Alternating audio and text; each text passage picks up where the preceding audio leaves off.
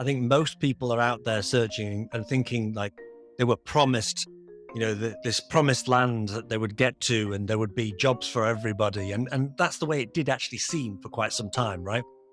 But whenever I speak to developers and I ask them the same set of questions and I say, where and how are you applying for these jobs?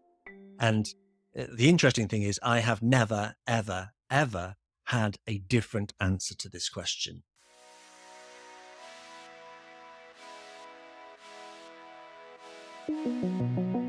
Welcome to the Junior Jobs Podcast, where we give new software engineers actionable job search advice relevant to today's job market.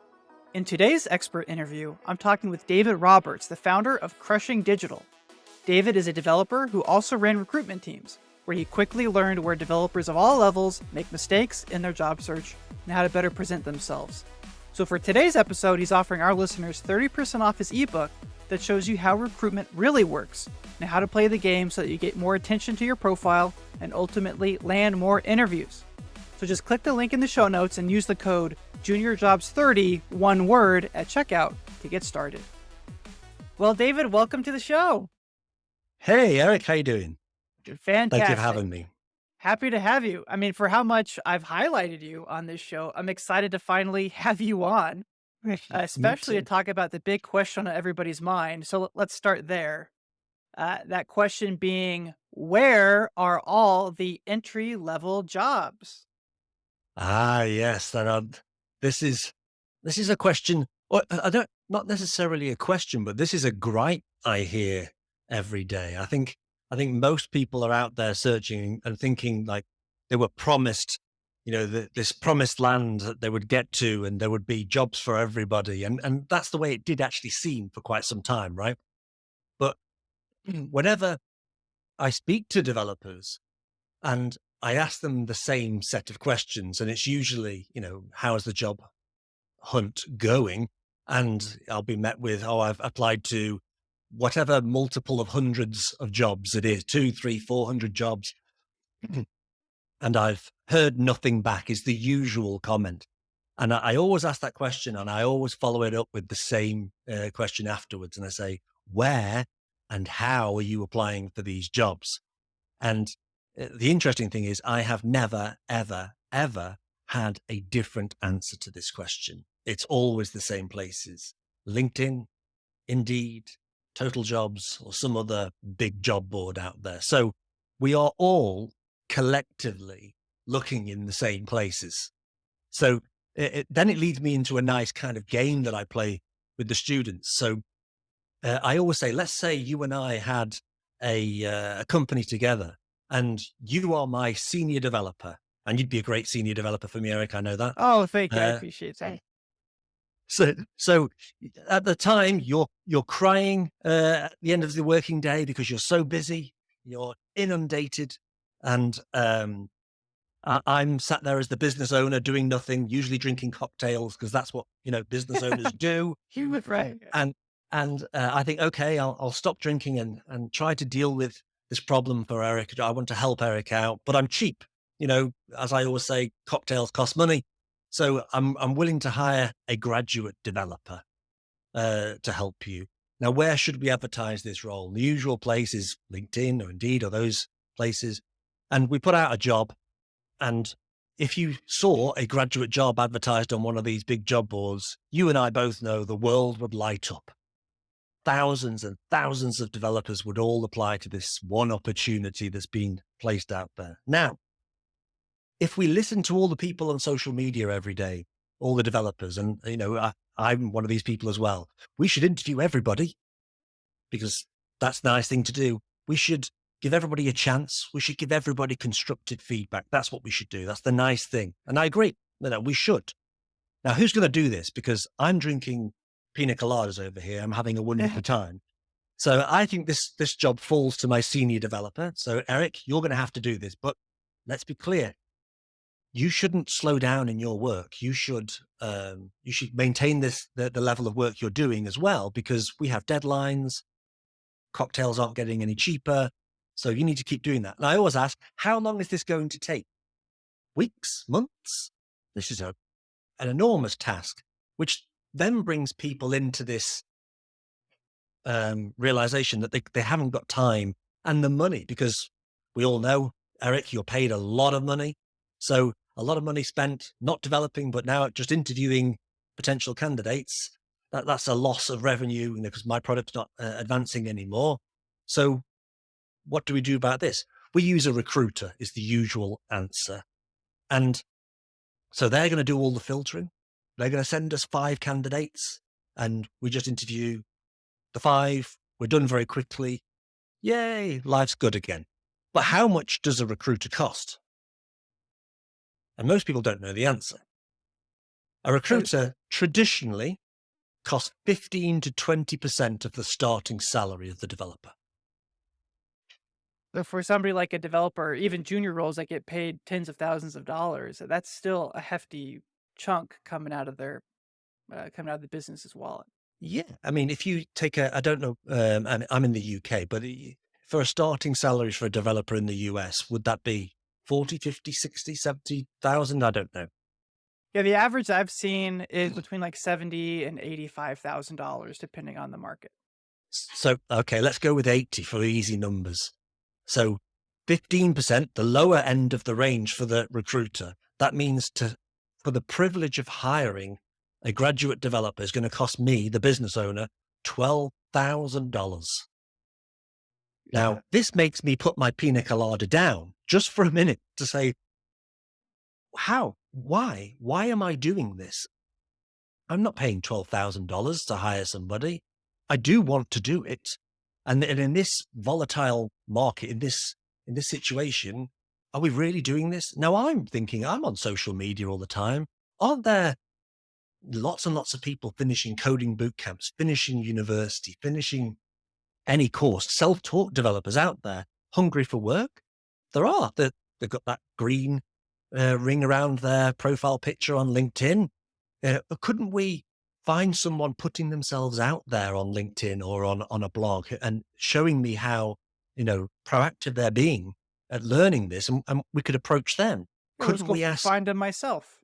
Find them myself, ask for a referral from the development team. Do you know anybody? Friends of friends, those sorts of things. The point I'm trying to make is that the graduate level jobs are not on the big job boards and they're not with the recruiters. That's why the recruiters are saying we're looking for seniors, because if you and I had a company, we wouldn't advertise there either. It doesn't make sense. Now, that's not to say that the jobs aren't out there. The companies are there. They're just not willing in this market to spend $12,000 for the privilege. And the few that do post there, as you mentioned, everybody's applying to it. So then the competition is just incredibly fierce. I know at Yum, for example, we had an opening for 2 hours. We had it open for an entry-level role, and we had over 700 applicants. We shut it down because there's no way we were going to be able to talk to everybody. Exactly. When I was doing the recruitment thing, I would expect between 1,000 and 3,000 applicants to any of the roles that we were putting out there. Even for junior roles or all roles? No, these were more senior roles, but they were remote as well. So, but these were small agencies, but popular agencies because of the remote work element. But even still, those numbers are crazy. And I think you'll see that who is going to post on those bigger job boards? Who has the manpower to process all of those applicants, to a HR functionality to function to interview lots of people? Is going to be the big corporate companies. Who has the money to pay $12,000 to a recruiter? Certainly not, the startups that most developers are kind of hungry to get into for those exciting projects. So we're looking at a very limited market by placing ourselves into this, into the big job board situation. That's not where those jobs are going to be, because we wouldn't do it either. Yeah. So for small and medium-sized companies, you're saying that most often some representative from that company is going to be going to LinkedIn and just doing some sort of search, looking for a junior level role, or They're either looking. Some of them are going towards the boot camps, contacting the boot camps and saying, send me your best. Some of them are on LinkedIn. I've had developers even today, um, by being a bit more proactive and putting themselves out there, people coming to them and saying, yes, we're interested, come and talk to us, because the fee isn't there anymore, that you've already saved $12,000. Who doesn't want to save $12,000? So if you're willing to try a different strategy, the jobs are still there. Yeah, So yeah. another interesting side of it is the way people think recruitment works is, the companies sat there and said, we should hire a graduate. Why don't we phone the agency? And they pick up the phone and phone them and say, hey, have you got developers? And they say, yes. And they send somebody over. This never, ever, ever happens. The real life of a recruiter is cold calling, cold emailing, bombarding these companies, trying to open up a position. So it works in the opposite direction. So when I phone a company, when I talk to a company and say, are you hiring? 100% of the time, they will answer no. Yeah, that's common. I'm a software engineer, but I'm in the recruiting space. I partner with some of the marketing functions and HR at my employer, just given my position in like on LinkedIn. Uh, and even then, yeah, people, even recruiters, are bombarding me with opportunities. I've never had to actually reach out and ask No. for any candidates to forward along. Something I want to highlight here too, as you're mentioning that $12,000 cost. And I've talked a little bit about this before, but I think this is lesser known, is that companies will give incentives to their employees to refer people from their network. So they'll offer something like $1,000, $2,000 to somebody like me to say, hey, Eric, refer somebody from your network. Yes, it still costs them a few $1,000s, but it's, pennies compared to the big recruiting agency fees. Oh, absolutely. Yeah, it's well within, it's so much more enticing to them to get $1,000 seems like a lot of money to us, but for them, they're saving multiples of that. So it's a no-brainer. But the interesting thing is, as that conversation continues with the companies, they'll always say, "Well, we're always hiring. We're always interested in hiring. If someone interesting comes along." What does Yeah, that yeah. mean? What that means is you use the technology that they use. You're of value to them, and the fee for hiring you is not too high. They're trying to drive the recruiter down on price.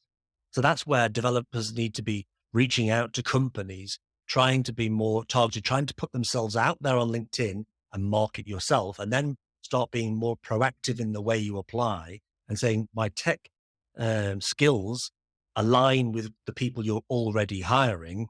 And then when you reach out and do this directly, the fee for hiring you is zero. In which Yeah, case the yeah. employer sat there thinking, I've got this spreadsheet of developers from the recruiter and I could interview these for $12,000 or I can interview you for zero. That's a You lot at more of least an get an enticing interview. equation. And the more So you then, can do this, the better it is. so when you talk about how to stand out in tech, uh, in this way, so you're saying, specifically for on LinkedIn, you should be contacting recruiters at companies directly via direct messages, or is there some other outreach? Like, how would a new developer be making that connection to start that conversation? So I would be finding other developers who use the same technologies that you use. So you could meet these developers. I talk about this with people. I call them seeds. You need to find a seed, a person, a developer that does what you do. It could be at a meetup. So when people say they go along to meetups, I always say, how did it go? And they say, well, it was nice. I had a few cups of coffee and met some decent people. And I always think, what a waste of time. Um, I want to go there to get seeds. I go and get LinkedIn profiles. So I find someone giving a talk on React. I want to be a React developer. And when I get home, I'm looking at that LinkedIn profile. Where do they work? That company hires React developers. So I'm going to find, because it's in their experience, I'll scroll down to their experience, click on the company, find their website, find an email address, and just apply. There's no job. And then, I'm doing what the recruiter is doing. I'm trying to open up a job by saying, I use the technologies that you use, and I really want to work there. and even if you had a good conversation and establish a relationship with that developer at the meetup, you can even ask that developer, "Hey, can you refer me on? What openings do you know?" And then sometimes, and this happens even at Yum, I know there's no, current active openings, but I do know there's some projects coming down the road, and I can get, their resume, on top of the list before it opens up to the mass market. Well, the interesting thing is, now you've found that one company and you apply to them. Just find an email address, fill in the contact Mhm. form, as simple as that. But that person, if they're giving a talk on React, it's probably not their first job. Now you can look through their LinkedIn profile and look at all the previous companies they worked at using React and click on all those. Next thing, when you get to each one of those companies and you find their LinkedIn profile, click on people. Click on people and it shows you all the people that work there. In the filtering box, type in React. It'll show you all the people that work there doing React. Now you can click on each person that works there and go onto their LinkedIn profile, look at their history and all the companies they've worked at using React. And every time you find a person, you find a company, you find a company, you find a team, and you keep rinse and repeat, and you can find. In fact, I had one Oh, yeah. developer a month ago said to me that they were in Stockholm in Sweden, said that there are no companies doing this in Stockholm that I can find. So we talked about this strategy, and this was on a Friday afternoon, and they emailed me on the Sunday, which was always nice. I was sat there checking my phone as I do, and the message was, "I found 50 companies in 30 minutes." Now, Oh my gosh. this person now is applying to 50 companies in their home city, right? And they found them. Now, are they a person of interest to this company? Well, we know the technology is correct because that's how you found them. And the fee for hiring you is zero. Hmm. Yeah, that's a good secret. Goes circling back on what you talk about how to use a meetup effectively, and I say this as a co-organizer of a meetup in the Dallas area, and that is the actual content of the meetup is actually the least important thing, in my opinion, at the meetup. If I wanted to be a really good React developer or learn some new technology, the best way for me to learn is gonna be by myself, alone, Mm. watching a video, working on a project. So I don't go to meetups to learn anything new. I go to meetups to, I guess, be exposed to new ideas that I hadn't thought about, but primarily so that I can develop relationships with people in my local market. That then, I can start conversations with them on LinkedIn, and blah, blah, blah, and take anything from there. Well, that's a great point. And networking is a very misunderstood thing in developer world. And I think everyone's trying to just send random connection requests to people they don't know in the hope that they will feel obliged to introduce them to their company. But what I do, or what I teach developers to do, is as they're going through these companies, through the LinkedIn profiles and finding teams, as you find a team of developers, if you find anyone in that team who is actively posting on LinkedIn about the technology that you want to be known for, that's the sort of people you want to be joining in their conversations, commenting on their posts, not just saying thanks for posting, but actually adding value to their posts.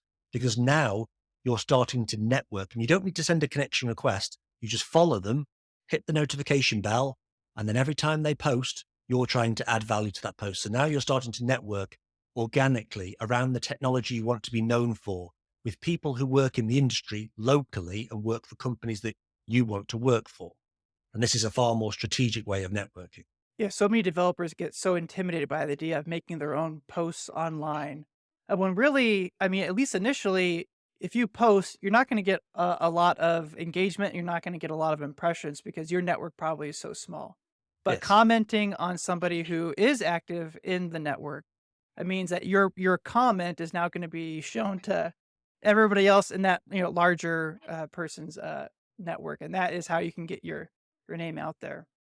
But if you can do Uh, this a few times, you can comment on that someone's post 3 or 4 times. After a few interactions, they'll probably send the connection request to you. And now when you apply to that company, you're connected to people there, you're joining in the conversation there, you're having an active conversation around whatever the technology is. Yeah. it's starting to stand out just a little bit. Or even if you were to send the connection request yourself after a few interactions, I'm thinking about Exactly. my own experience. If you send a connection request to me after I've seen a lot of your comments over the last, few weeks or months, like I know who you are. I'm more likely to accept that. I'm more likely to Absolutely. be open to a conversation with you because I recognize your face. Definitely. So a question here, I want to get your thoughts on this. Because another issue related to the junior developer job search is why so many entry level roles still ask for a few years of experience. And I think I know the answer here because these are developers that are going to these big job boards. These are companies that are paying large amounts of money to be able to host the opportunity and pay recruiters. So I think the answer is they ask for a few years of experience because they're trying to, I guess they're trying to get a higher level of skilled developer that justifies the money that they're spending to advertise it. But I Yeah. wanted to get your thoughts is why these entry level roles still are asking for years of experience. There's a few answers to this. So the first one is, so companies that are advertising on big job boards, companies that are advertising through recruiters are generally, as we've discussed, companies with money. They're either very big, in which case they've got um, the departments available to filter, process, interview, and do all that kind of work. And money isn't really the problem. They've just got so much of it. So they're saying we don't really need to hire juniors as such anyway. We can almost skip to the mid level at least. We'd be happy to take someone with 2 or 3 years of experience if they're standout kind of thing. The other type of company you see is startups, what probably shouldn't be called startups, but those startups that have just received millions of dollars in funding, for their idea, and they're now hiring. So it's a startup, but it is, it's small.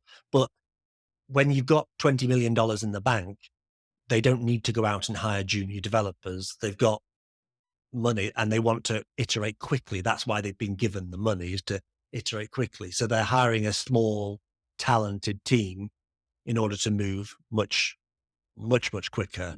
So that explains that side of it. But let me gather my thoughts on this one. So the other side of jobs is I would be receiving job adverts from companies all the time. And I always think maybe I was in a different position because as a developer myself, I would read the job description and say, this doesn't make sense. You're asking for years of experience in something that hasn't existed that long, or by asking for some specific framework or tool that would limit the market. You actually want the classic I used to use for this was people asking for DynamoDB experience, and there weren't many developers putting DynamoDB. But when I always pushed back, is NoSQL experience good? MongoDB, those sorts of things, absolutely.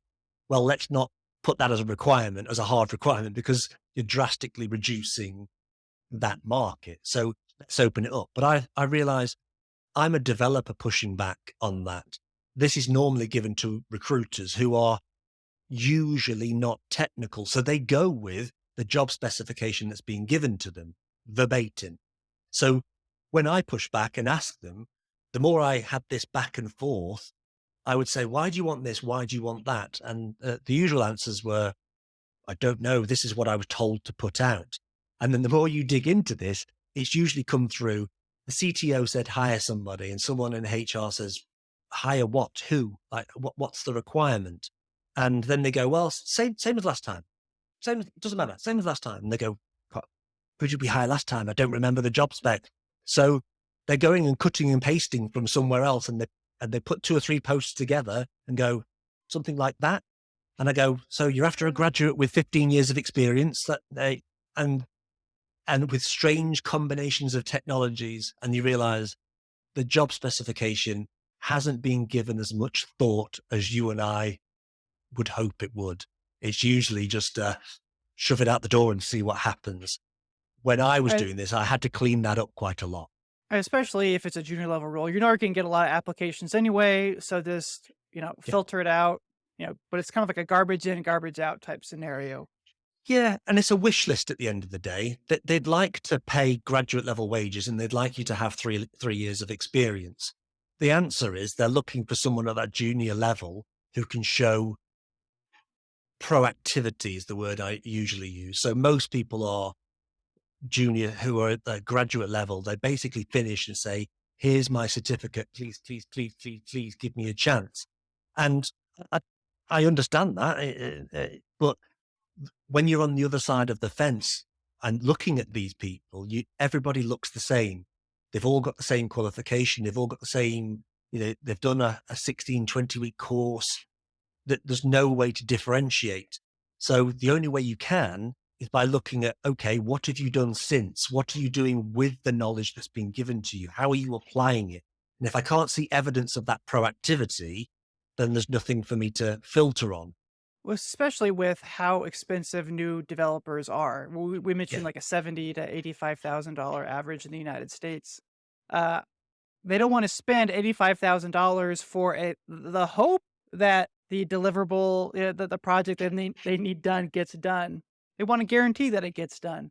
Yeah. And while years of experience does not equate directly to level of skill, it is a useful proxy when you're evaluating hundreds, thousands of applicants. Yeah. And I've hired developers who've got 0 years of experience, but have been immediately the best developers on the team. But these are the type of people who, been coding since they were kids and live and breathe it. I Yeah, don't, they're coding in the free time. Yeah, they're not doing the yeah, minimum assignments from the boot camp. They're going above and beyond every time. yeah. And so when I was hiring very senior developers, the thing I realized in the end is the years of experience don't actually matter. And funnily enough, the same happens when you're trying to filter for very senior developers, because once you say you've got to have 5 years of experience, 7 years of experience, when everybody's got that, now you all look the same again. So how do you filter? Now, some people filter by, oh, have they worked for some brand name, which in my experience does not equate to a better developer. I'm not saying they're worse. I'm just saying it doesn't mean they're better. The only way you can actually differentiate is that magic word again, which is proactivity. And this is where people think they need to be coding all day and all night. That's not what I mean. But I think if you keep that level of, being inquisitive about tech, and you are interested in your subject and you're continually learning, no matter how slow, but you're continually progressing and learning, those are the kinds of developers that are usually very, very good because they like what they do. Yeah. So to summarize here for me, David, it's going back to a junior developer. Let's say they go to the massive job board. They see a junior developer opening and it has 3 to 5 years of experience as a quote unquote requirement on it. Uh, if a developer were to choose to apply, how should they approach that application? I mean, should they not apply at all? How could they highlight what their proactivity, as you mentioned? What does that application look like? So I would definitely apply. I would almost ignore the job specification in terms of don't focus on the things you don't have, focus on the things you do have. So start reading the question, start reading the job specification, which I always equate to when I used to do my exams at school. When they ask a question, they would give you clues in the question about what they need the answers for. And they used to, I remember at my high school, it's like this question has 6 marks. 6 marks, there are 6 points they're looking for and they can award 6 things. You know what those 6 things are. Now, when you read a job specification, if they're saying we want to see Node, React, MongoDB, TypeScript, then you go, okay, when a recruiter arrives at my profile, where is the evidence that I can do Node? Where is the evidence that I can do MongoDB? And you might have it buried, but these are the things that need to be brought up and elevated and made very clear in your profile so that when someone arrives at your profile within 5 to 10 seconds, they've already ticked off 4 of the 7 requirements. You're a good profile. I'll keep this one open and read it in detail. Hmm.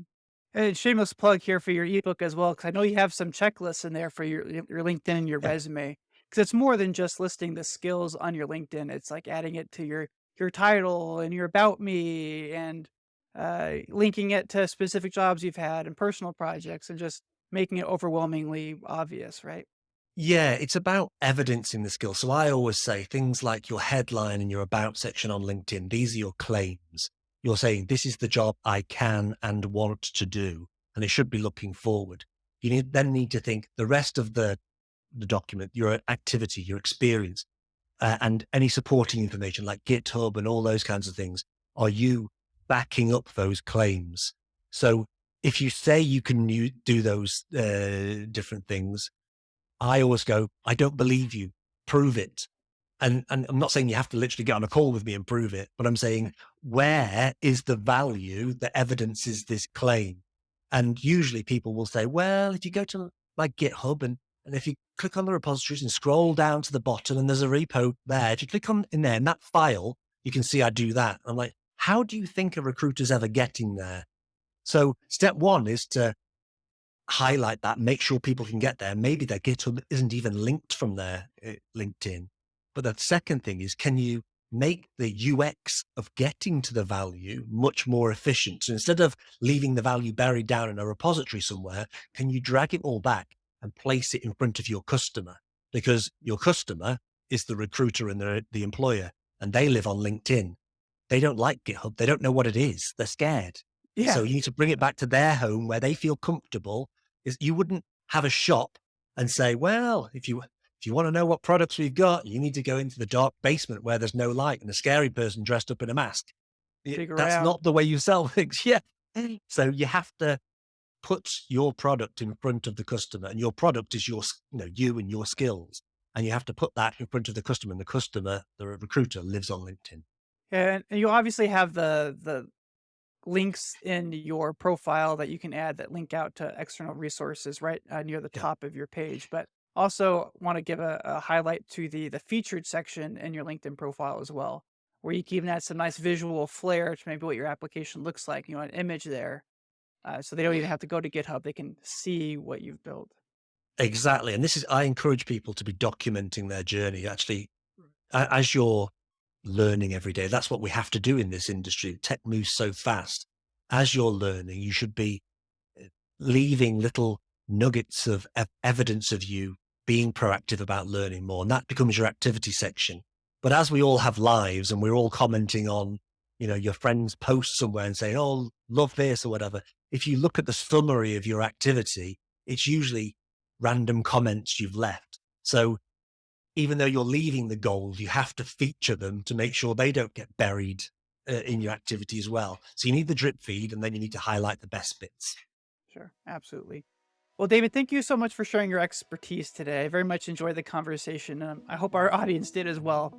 That's all the time we have for today. So I just want to thank everybody that's listening, and we will catch you all next time. Thanks for tuning in to the Junior Jobs Podcast. We hope you found today's interview helpful as you navigate your own job search in tech. If you enjoyed the show, please remember to like and subscribe, as that helps us reach more developers in need. And don't forget to check the show notes for details on today's sponsor and other job search services that we provide. Thanks for listening and have a great day.